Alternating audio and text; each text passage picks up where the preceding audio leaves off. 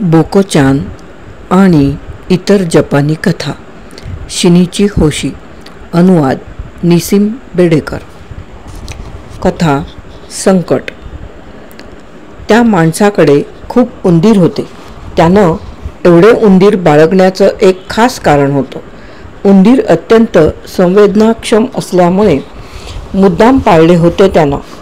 तो दररोज त्यांना भरपूर खाऊपिऊ घालायचा, अंघोळ घालायचा आणि त्यांची सर्व प्रकारे काळजी घ्यायचा.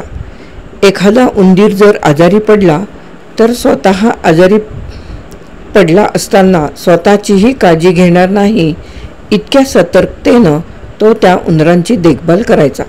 त्या उंदरांना त्याचा खूपच लळा लागला होता. हवा छान असेल त्या दिवशी तो उंदरांबरोबर बागेत खेळायचा.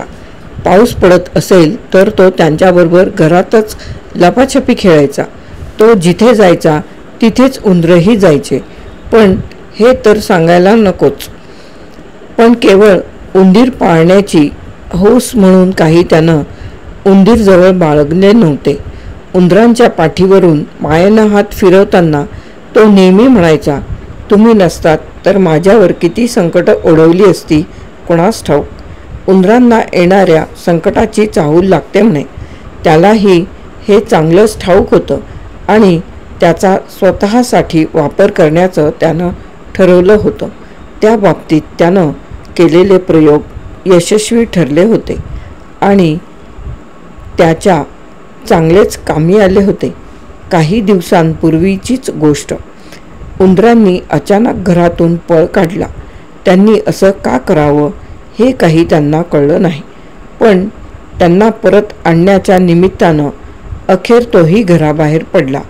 बाहेर असतानाच भूकंपाच्या एका तीव्र धक्क्याने तो हादरला. त्यावेळी जर तो घरात असता तर ढिगाऱ्याखाली गाडला तरी गेला असता किंवा गंभीररित्या जखमी झाला असता. एकदा तो एका जहाजानं प्रवासाला निघण्याच्या बेतात होता. तेव्हा त्यानं बरोबर घेतलेल्या पिंजऱ्यातल्या उंदरांनी बेभान होऊन धुडगूस घातला. तो जहाजावरून उतरला तेव्हा कुठे ते शांत झाले. पुढे ते जहाज वादळात सापडलं आणि त्यातील सर्वांना जलसमाधी मिळाली.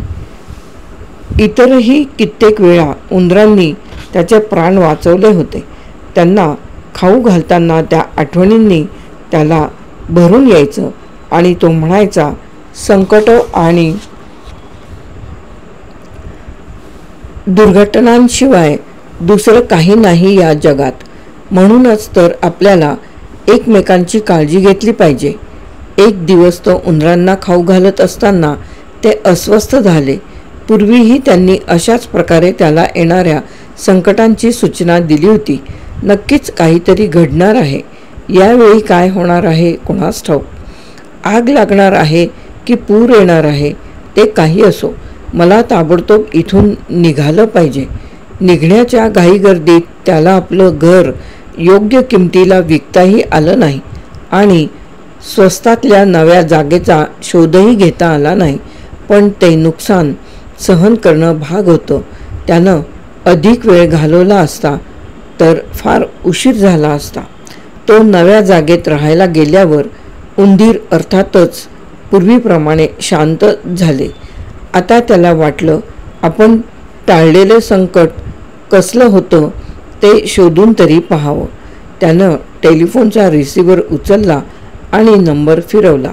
हॅलो, मी पूर्वी त्या जागेत राहायचो. मला तुम्हाला एक विचारायचं आहे. हं, बोला. काय काम काढलं? काही विसरला तर नाही ना तुम्ही?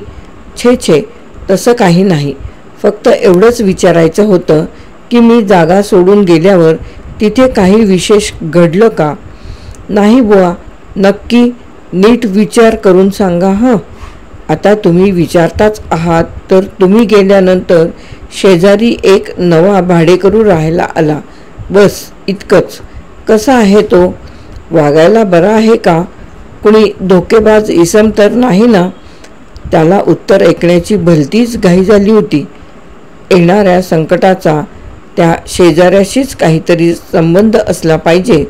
जर त्यानं ती जागा सोडली नसती तर एव्हाना तो नक्कीच गोत्यात आला असता.